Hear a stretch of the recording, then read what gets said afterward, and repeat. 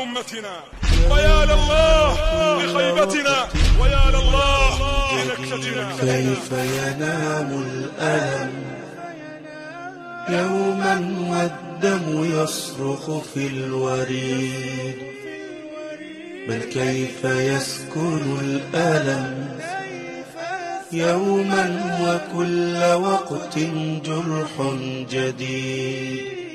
كيف ينام الألم يوما والدم يصرخ في الوريد، بل كيف يسكن الألم يوما وكل وقت جرح جديد.